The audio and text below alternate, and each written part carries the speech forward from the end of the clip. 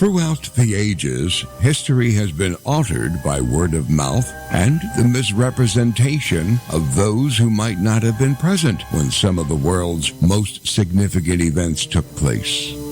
Channelers Barry and Connie Strohm bring through the spirits of those who actually witnessed or took part in these historical events and lets them tell their stories in their own words. Welcome to Channeling History. And now, here are your hosts, Barry and Connie Strohm. Hey, good evening, everybody, and welcome to Channeling History. By now, you should know that we're the only show where we speak to the souls that are on the other side and the souls that made things happen in the past. And we're brought to you every Sunday on the Parax Radio Network. And I would like to thank you all for tuning in to our show this evening. I'm Connie Strohm, your co-host. Tonight, we're going to be channeling the spirits of President Franklin Roosevelt and Winston Churchill. At the end of World War II, these two individuals, along with Joseph Stalin, made decisions that basically decided the reconstruction of Europe and who would control Germany, Poland, and the rest of the Axis countries that were controlled by Nazi Germany. Decisions made at the Yalta Conference in February of 1945 laid the foundation for the Cold War that was to haunt the world for the next 45 years and is still affecting our society today. Okay, now we're going to, with these two guests, we're going to be hearing some things people may not like. So we're going to do our disclaimer. The opinion statements voiced on our show, the channel words of the spirits, do not necessarily reflect our opinions, those of the PowerX network or of our sponsors. I really enjoyed last week's show. We channeled the spirits of baseball star Lou Gehrig and Muhammad Ali. Both of these individuals had life plans that ended with long-suffering illnesses, and they both set wonderful examples for others in how they lived their lives.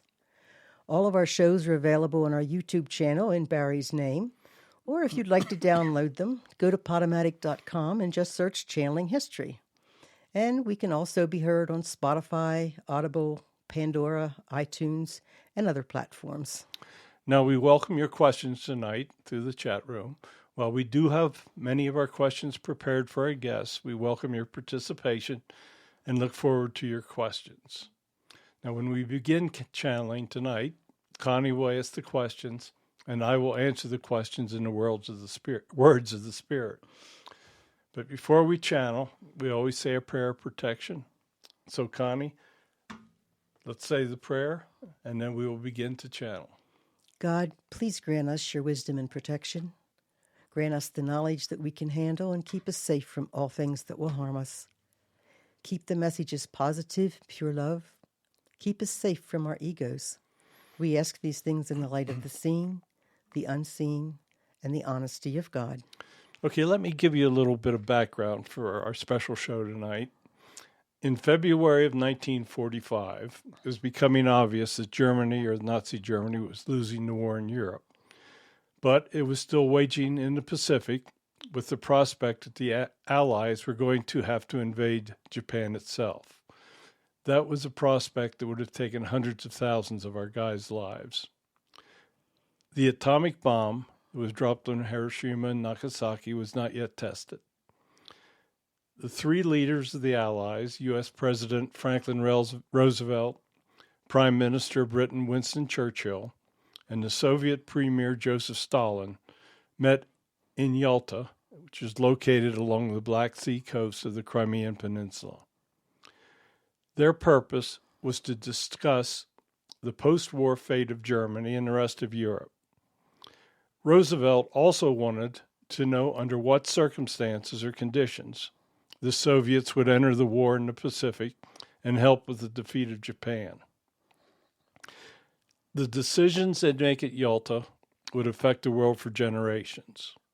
At the time of the meeting, Russia had driven back the Germans to within 40 miles of Berlin, while the Allies had yet to cross the Rhine River. Since possession is 9/10 of the law, that gave Stalin a great negotiating advantage. Charles de Gaulle, the president of France, was not invited to the conference. President Roosevelt at the time was in failing health and actually passed 2 months after the Yalta Conference. So, Connie, let's begin. Okay, thank you, gentlemen, for joining us again. Would each of you like to start with a message? President Roosevelt. Yes, I truly would like to thank you for allowing me to come back again. It is a rare opportunity that we get, and I certainly want to take advantage of it. All of your listeners have to understand just how difficult this time was. World War II was huge. Millions of people had been killed. I did not want to take any chances on having more of our boys killed than was necessary. I made decisions that turned out to be not what I wanted them to be or work out the way I wanted them to. But we did our best. So anyway, Winston, would you like to say a few words? Yes, I too appreciate the fact that we are given a chance to speak once more. The end of World War II was something we all really wanted. It was a terrible war. As you know, Great Britain bore the brunt of it. We were the first to be attacked by Nazi Germany. We were almost defeated. We fought as we had never fought before, and as a country we stuck together like we had never stuck together before. As we approached what we anticipated to be the end of the conflict, there were many, many problems to be solved. So I thank you for giving us a chance to be able to discuss what was on our minds at that great time in history. I think it's a great opportunity for all of us, sir. Did either of you have any information that the Japanese were going to attack Pearl Harbor? President Roosevelt. We had heard rumors that Japan was going to do something. We did not know what it was. We did not anticipate that they would attack us like that. I would certainly not have sacrificed so many of our boys had I understood what was going to take place. Our Navy would have not had our battleships there. Thank God we did not have our carrier fleet there as well, or we would have been at a very, very serious disadvantage. But no, I did not have any information that specifically they would attack Pearl Harbor. Churchill. Our intelligence sources had picked up information that there was a possibility that Japan would strike. We felt that it would not be long before they did something. We did not think that they would attack as rapidly as they did. We were very involved with the Nazis at that time, so we had our hands full. I did warn President Roosevelt that we thought something would be taking place, but neither of us had the specific information that Pearl Harbor was going to be attacked. Yeah. How would the two of you describe your personal relationship?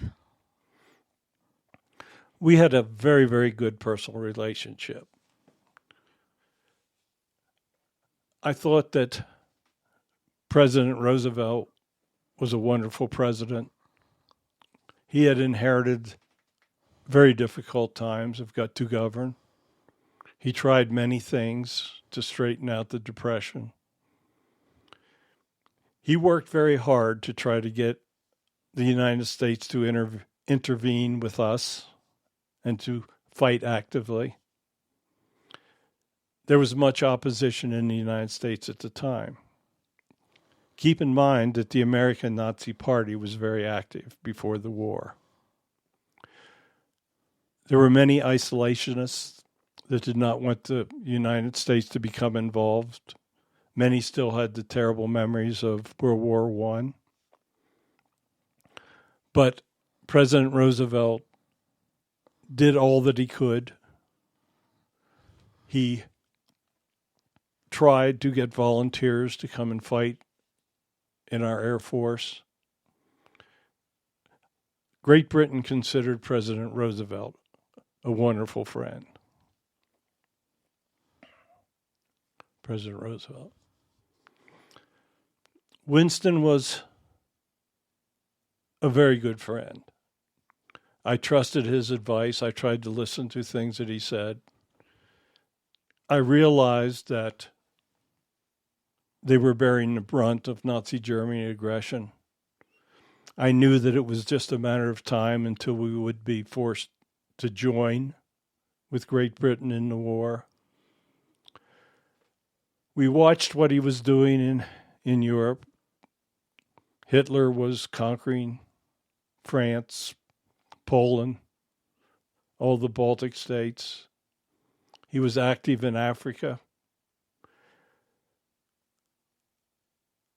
There was just so much going on at the time, but we did have a wonderful relationship. What was your opinion of Charles de Gaulle, and why was France not invited to Yalta? Churchill. I always thought de Gaulle was the personification of arrogance. Their battle plan did nothing to stop the Nazis from rolling across their country.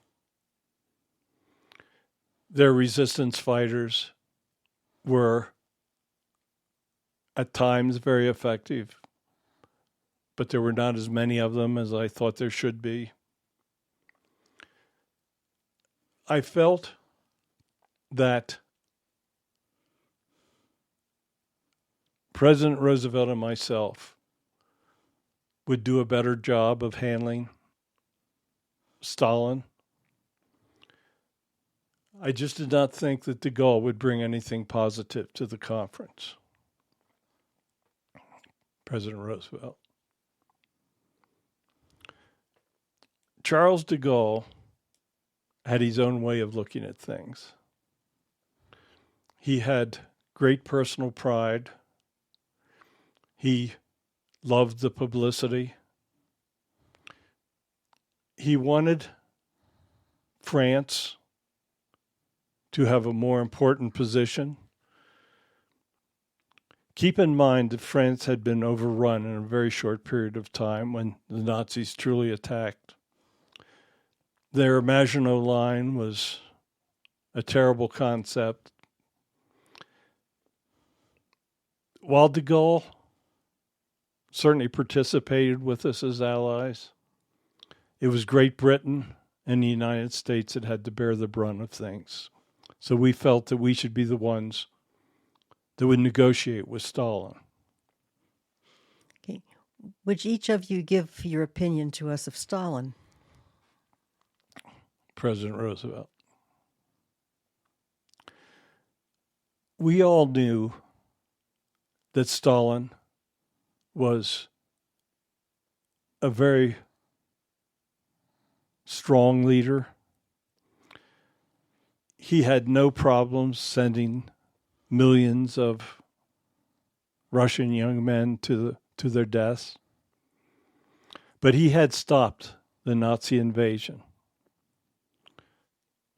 Russia had suffered terribly at the time. They had been successfully pushing the Nazis back.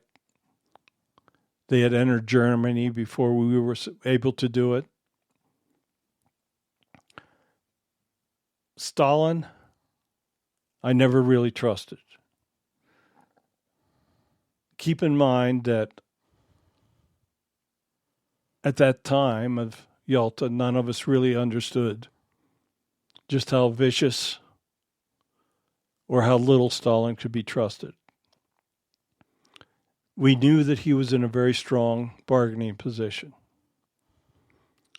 Winston and I felt that if we stood together, we could be able to withstand some of the problems that he would be bringing up at the conference. I never really trusted him, but I did sincerely hope that he could be trusted. Churchill. I never really trusted Stalin, but he had been very effective in driving back the Germans.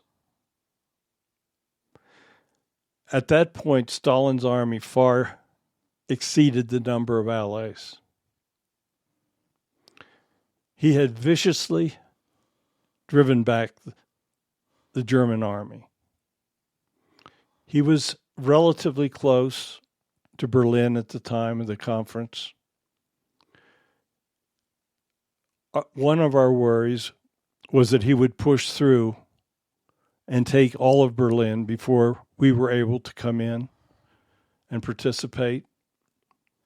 So I never really trusted him, but I hoped that we would be able to at least accomplish something that would be good for Europe in the future. Would each of you explain what your goals were at Yalta? President Roosevelt. Keep in mind that we were heavily engaged in the Pacific with the Japanese. The Japanese were refusing to surrender even when they were defeated. They would fight to the death. We were faced with the probability of having to invade the island of Japan. We knew that if we did that, it would cost us hundreds of thousands of lives. I wanted Stalin, once Germany was defeated, to join us by fighting in the Pacific. Russia was very close to Japan. They were fighting them as well. But I must admit, one of my main goals was to try to get help in what I anticipated was coming in the Pacific. We had not yet had great confidence that the atomic bomb was going to work, and we were all preparing for the invasion of Japan.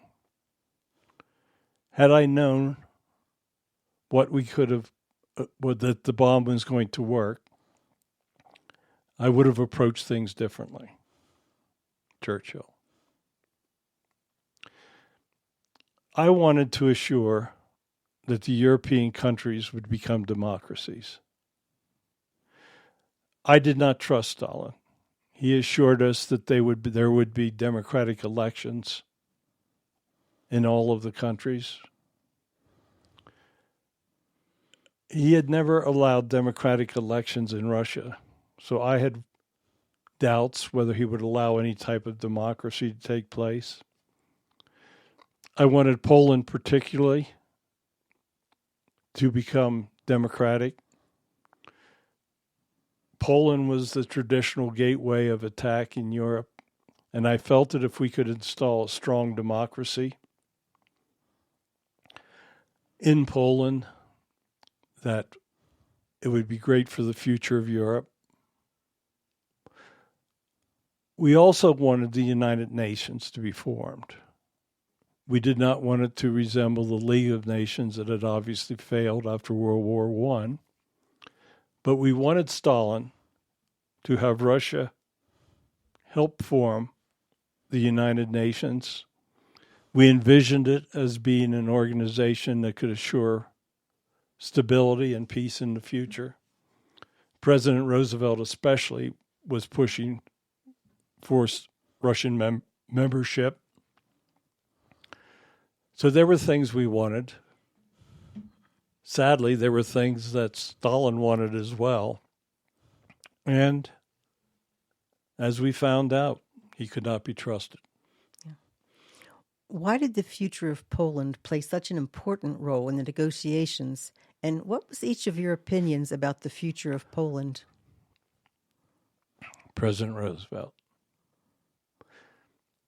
I knew that Poland was a large country, and I knew that it was in a position that it could act as a buffer between Russia and Germany. I wanted Poland to be a democracy. We wanted every country in Europe to be a democracy.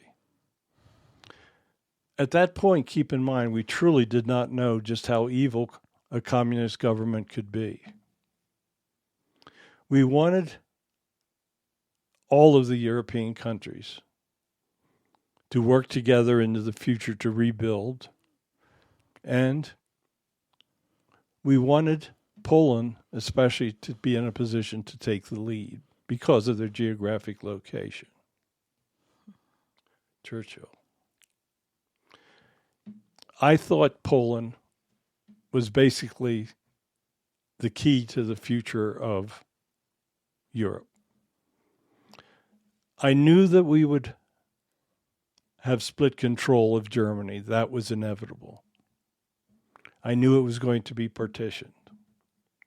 But if we could have a strong Poland, it would insulate Europe against future invasions. So I really felt that Poland was one of the keys to the future. And as it turned out, I was correct. Okay, would each of you share your opinion concerning the formation of the United Nations?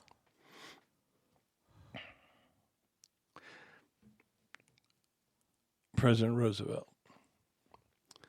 I thought that the formation of an organization such as the United Nations was absolutely critical to the future of the world. I realized that there was going to be a huge rebuilding. Japan, we were creating great damage in the country of Japan. All of the islands that we had had to take from them.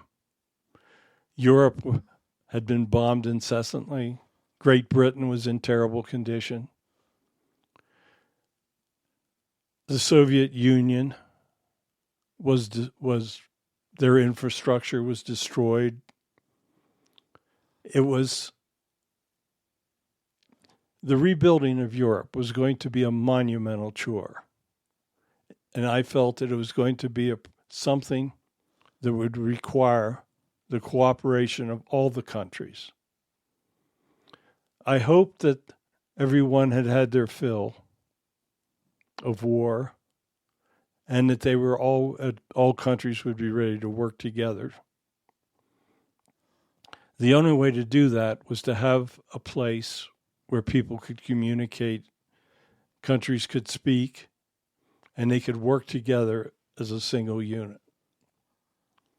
Churchill. I had seen the failure of the League of Nations. I watched as they tried to work together to penalize Germany, and I saw the effects. I watched as Hitler rose to power. I thought that there were so many different viewpoints that it would be difficult to have an organization that could work effectively in the long term. I felt that an organization to build cooperation among all the countries of the world was very important. But I was also realistic enough to understand the great challenge that represented. Franklin felt stronger than I did about that it was an imperative that we leave Yalta with an understanding that the Soviet Union would join such an organization. I felt that we couldn't trust Stalin. In my mind, I could see an organization that did not have Russia involved so that we could cooperate better with reconstruction. We differed slightly on our opinion on the UN, but we did both agree that something of that nature needed to exist. Could there have been a United Nations without the veto right agreement? We felt that there could. Stalin felt that there was no way. Stalin would not have agreed to join the organization without having a primary security council in which they had veto rights. It was either give them veto right or there would be no United Nations. Winston and I both realized that it was a very bad thing.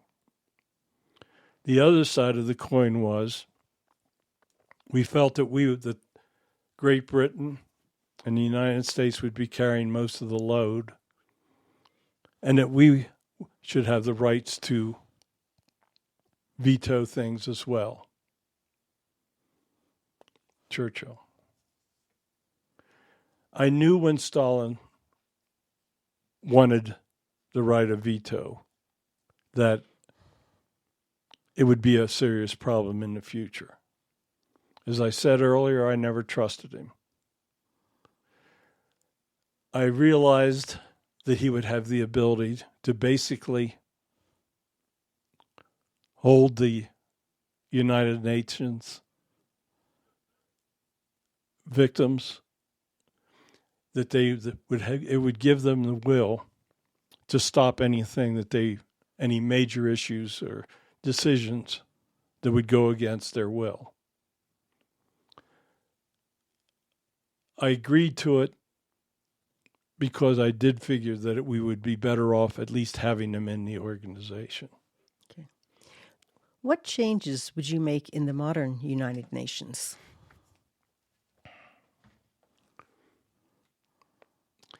In the modern United Nations has basically become a bureaucracy. There are things that they do, but there are many times that they cannot proceed because of the veto rights.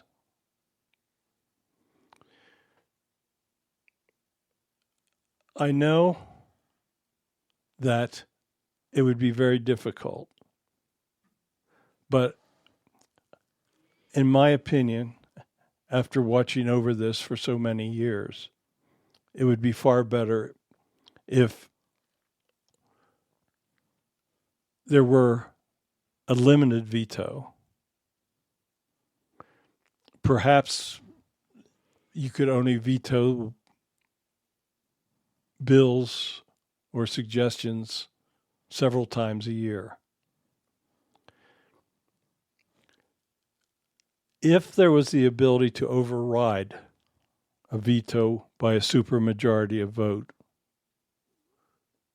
that would be, I think, one way to handle the situation. Churchill.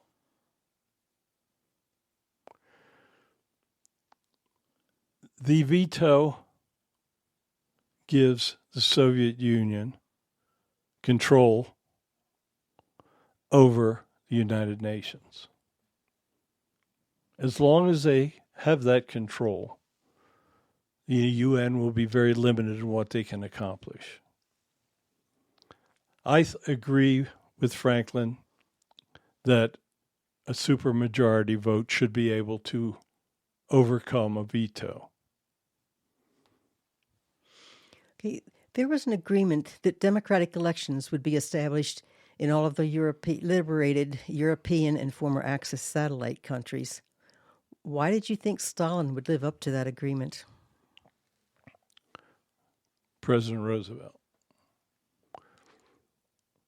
I thought that it would be to their advantage. I did not realize that Stalin basically wanted to conquer all of those countries and take them back into the Soviet Union. I knew that sometimes you could not trust what he was saying. But he was very emphatic and promised that he would allow democratic elections in the countries that would continue under Soviet control. He agreed that he would join the war in the Pacific 2 to 3 months after the Nazis were defeated. I felt that it was very necessary for that to happen, so I agreed to his promise that there would be democratic elections. Churchill.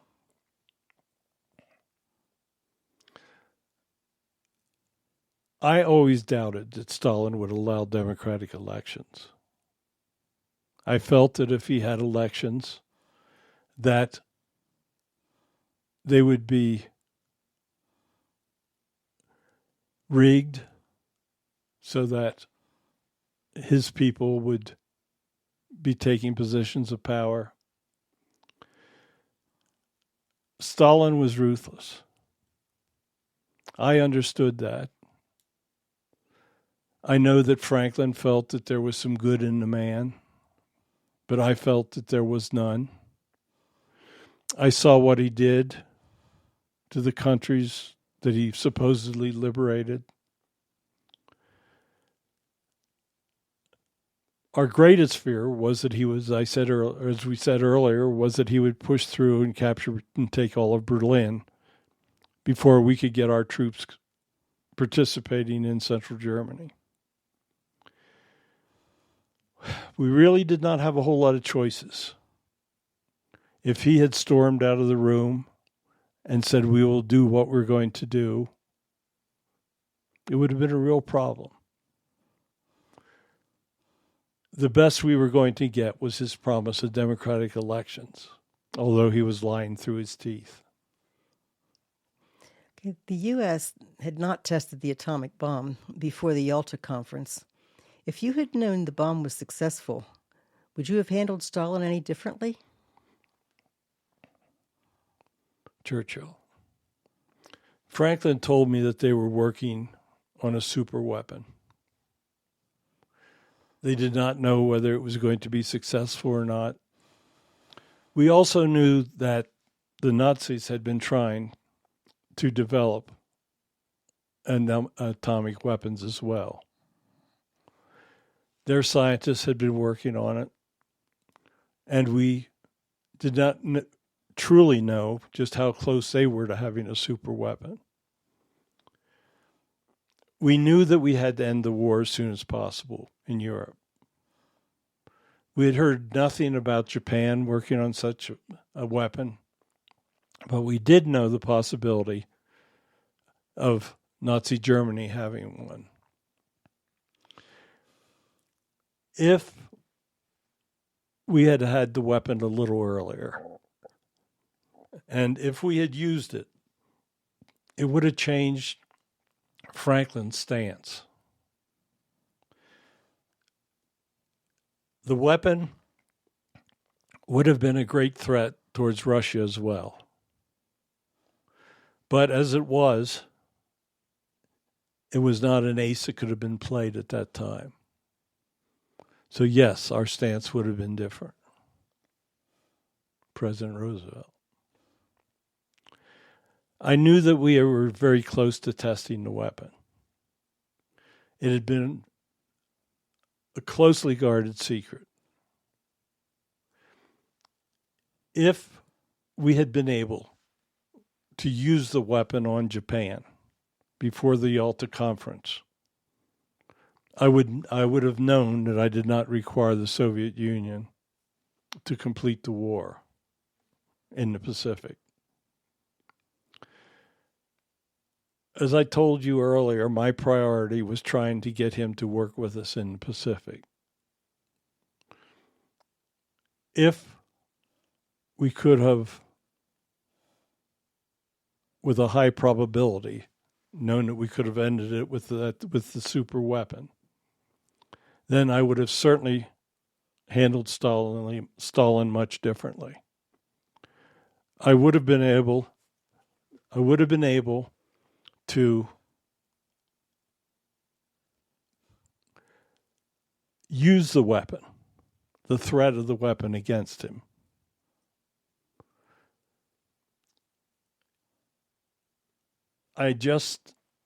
Timing was timing was so difficult. Had I known what the results of using the bomb were going to be, then I would have definitely handled the Yalta Conference differently. And I truly think that things of the future would have been much different. Okay. What do you consider the greatest mistake made at Yalta? President Roosevelt. The greatest mistake, I think, was trusting Stalin.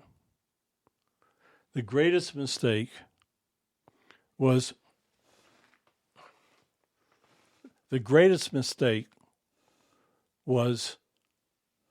not forcibly making him understand the importance of democratic elections. He had the ability, he had the larger army, and he was ruthless.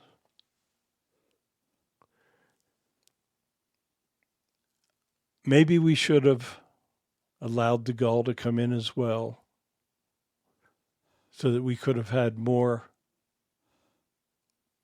opportunities or more people opposing Stalin. But Stalin had his mind made up. Churchill. I know that the largest problem at the Yalta Conference that we had, the biggest mistake, was trusting anything that Stalin told us. I agree with Franklin totally on that. It was a difficult time. Franklin realized they would soon be testing a bomb. Perhaps if we had delayed the conference. The problem with delaying the conference was Stalin was so close to Berlin. It was just, as it turned out under the circumstances, we just had very few choices. We pretty much had to accept what he was going to do. Okay, one of our listeners has a question for you, gentlemen. Why did you believe the division of Berlin was a good compromise?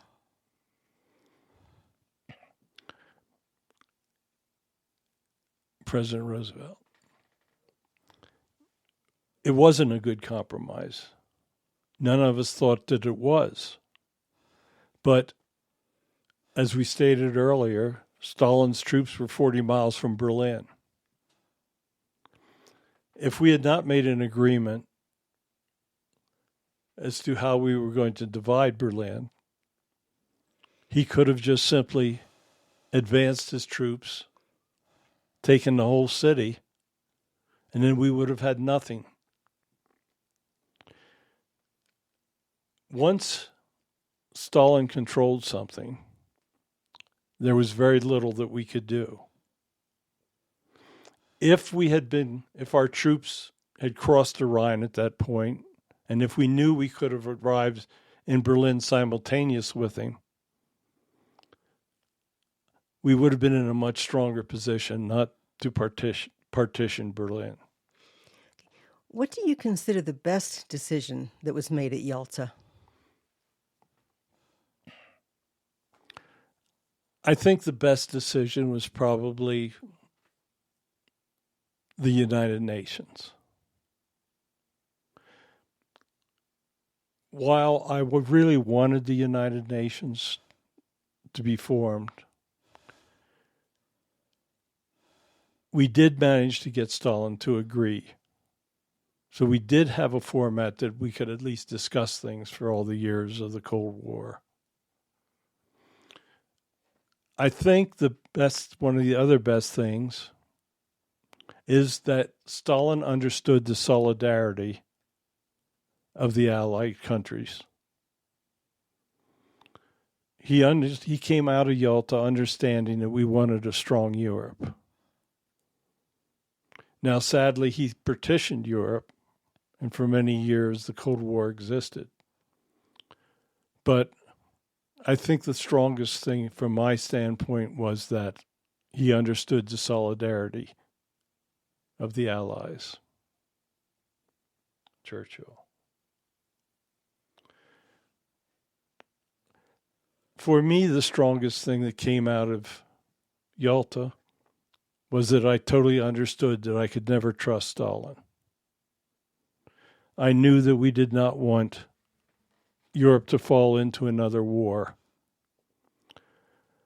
But I also knew that the Allied countries had to stand together. Once we understood each other's positions, and we understood just how much Stalin had lied to us, it led to the formation of NATO. Today, NATO stands once again between the free world and Russia. So, an indirect product and an unintended consequence of Yalta was the formation of NATO, which is an extremely good thing for the protection of Europe. How did the decisions made at Yalta affect what's taking place today? The decisions at Yalta and the decisions made by Stalin created the boundaries, the Iron Curtain. The Iron Curtain separated countries that progressed economically and countries that did not under communism. Once the Soviets set up the Iron Curtain, they began to build a very strong military. They began to build nuclear weapons. They built this huge nuclear arsenal.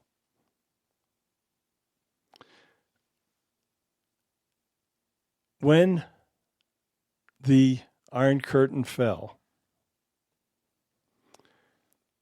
democracy surged in all of the countries of Europe.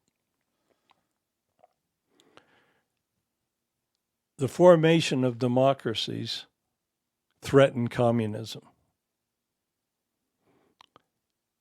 The Russian government pretended for a while that they would democratize, that they wanted to trade with the West, that they wanted to normalize relations. The rulers of Russia continued to lie to the people. The propaganda has affected the people of Russia. The rulers stole their monies. It set up a system of government that allowed us to be where we are today. Russia is still basically a country that believes many of the teachings that Stalin brought to them. Many of the problems from the Cold War are still following Russia. Their attitude, the idea that they can still bring countries that were once part of the Russian Empire back into their powers.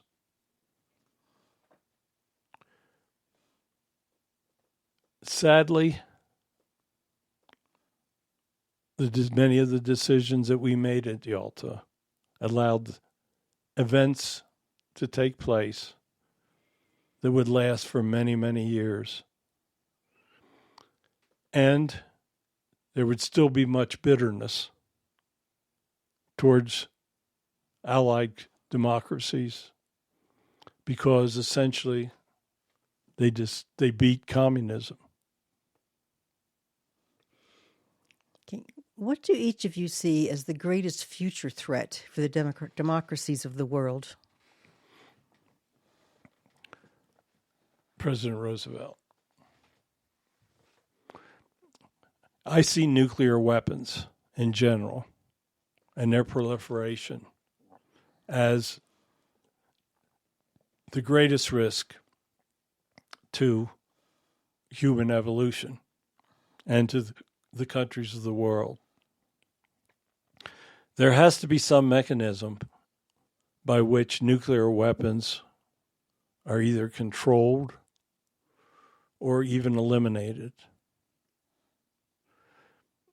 The threat of nuclear war hangs very heavy over the world today. Churchill. I agree with Franklin that nuclear weapons are the greatest threat to the world.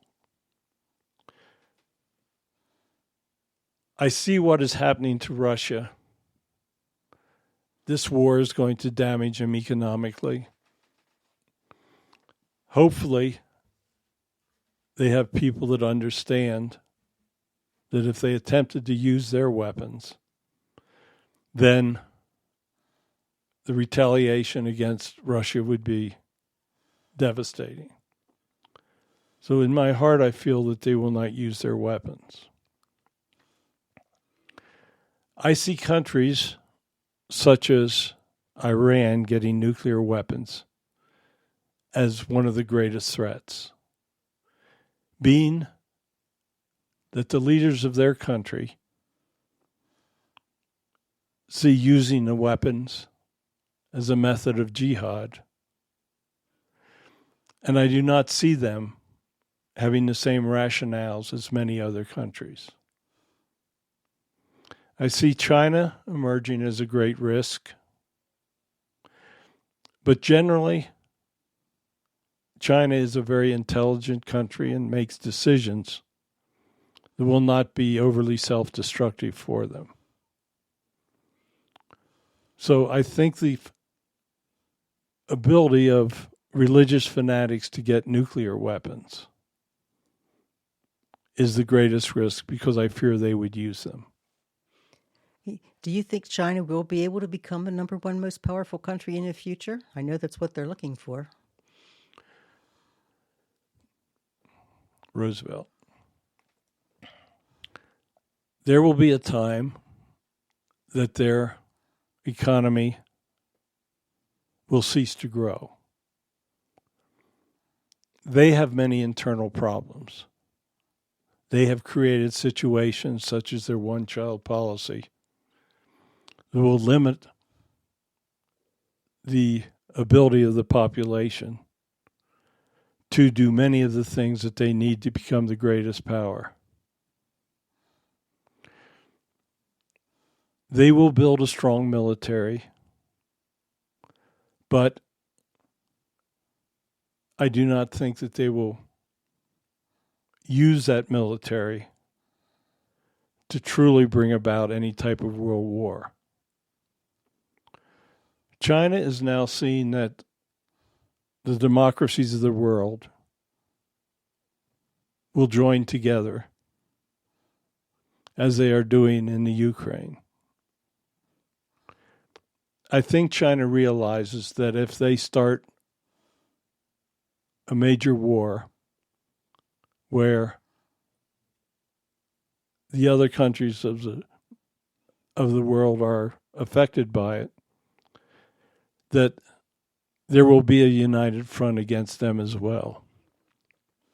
So I do believe there will be a time that they approach the United States. Hopefully the government here will realize what is taking place and take measures to stop relying so heavily on China. China relies on world trade to make them powerful. If the countries join together and work against China, reduce their trade with their huge population and workforce, it will create many, many problems for them. Okay, we have another question from one of our listeners. She would like to know what you gentlemen think of the shape that the United States is in today. President Roosevelt. When I was president, the country was in great problems. We did try to work together. People cooperated for the people. It took a long time, but we did gradually solve problems. Today, the political parties are so divided that they have little ability to work together. Today, the United States government is spending far more than they are taking in. Now, I did create deficits as well, but we were faced with the greatest depression of all time. We also had to prepare for a world war.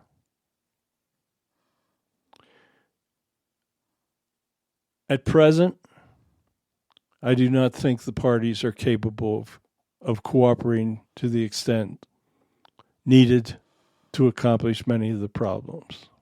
Churchill. The British are pretty famous for having governments that don't get along. But we persevere. We don't always do what's right, but we do not always do what's wrong. When the chips are down, I think you find that politicians can work together. Periods of prosperity lead to periods of non-cooperation. When things are difficult, people pull together. We withstood the Nazi invasion and bombing. It was horrendous, but we pulled together. I think if things get tough enough that your politicians will be able to work together and solve their problems. Thank you so much, gentlemen. Would each of you like to make a closing statement? President Roosevelt. Thank you very much for allowing me to speak today. When I was president, it was an incredibly difficult time. Yes, I was elected to 4 terms. I was elected at a time where the country was in greatest economic need. I served in a time where they were involved in the greatest war. We were faced with war, with fighting in Europe and fighting throughout the Pacific. We were faced with converting our entire industrial base to making weapons of war. We did what we had to do. Americans are very resilient. I think that they will rise to any type of emergency. It's been several generations since many of your youth have been involved in a huge war. Many of the young don't understand just how great the difficulties that a country can find themselves in. I pray that God will lead the leaders of the democracies of the world. I pray that the democracies of the world will influence the other governments, and that there is a time that all countries cooperate. So thank you for allowing me to speak.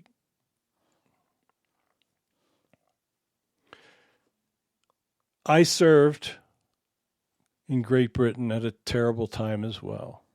We bore the brunt of Nazi aggression. He bombed our cities. He tried to destroy our will. But the British people were stronger. We stood up to them and we defeated them. People are much stronger than you give them credit for. People will react to terrible situations. When things are bad, they will work together. Right now, you are looking at times where life can be very difficult. For the last multiple generations, people have feared nuclear war. The United Nations has not performed as we had hoped.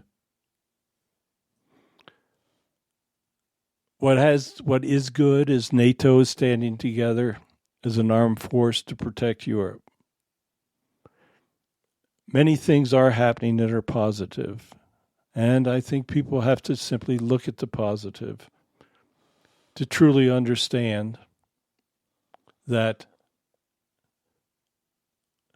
humans have a spark of good, and that spark can ignite to have them join together and do what is right in this world. So thank you for allowing us to speak. Thank you, gentlemen. Okay, guys. Next week, a little change of pace. We're going to be channeling Susan B. Anthony, Margaret Thatcher, and Gloria Steinem. We'll be having a roundtable discussion of the state of women's rights and what they feel the future should be for the challenges that are facing women in general. You can submit questions or suggestions for future guests through our email, channelinghistoryonparax@gmail.com. My 8th book, Messages of God for a Modern World, is now available in an English and Spanish edition. If you have friends that speak Spanish, tell them about it. They will truly enjoy the book. Both editions are available on Kindle for immediate download. Signed copies are only available on my website. That's barrystrohm.com. We've started a new radio show on Voice America. It's called Exploring the Afterlife. It can be heard 9 o'clock in the morning, Pacific time on Tuesdays. All our shows are available on YouTube. They're in my name, Barry Strohm. If you want to download them, go to Podomatic.com and just simply search Channeling History. We hope you enjoyed the show tonight. Thank you for listening, and please join us Sundays at 9 p.m. Eastern Time on the Parax Radio Network. And I would also like to thank you all for joining us this evening. I hope you all have a wonderful week, and God bless you all. Thanks for listening to Channeling History. Tune in again next week for another electrifying episode, as we never know who will make an appearance or who will come through the portal. Any rebroadcast or other use of this program without explicit permission is strictly prohibited. Copyright 2020. Our Story Begins by Kevin MacLeod, licensed through Incompetech.com.